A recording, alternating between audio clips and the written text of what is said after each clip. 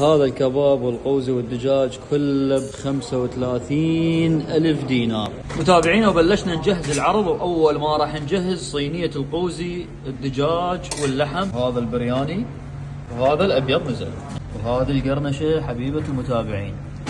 وهنا أنا حتنزل اللحمة عندنا، وهذه نص دجاجة محشية كملت عندنا الصينية.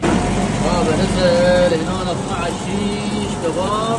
هنا بلشنا نجهز الأطباق قرنشة، ونزلت أهم شيء بالمشاوي البصل والطماطم. يلا كمل عندنا الكباب، بلشنا ننزل بالمواعين.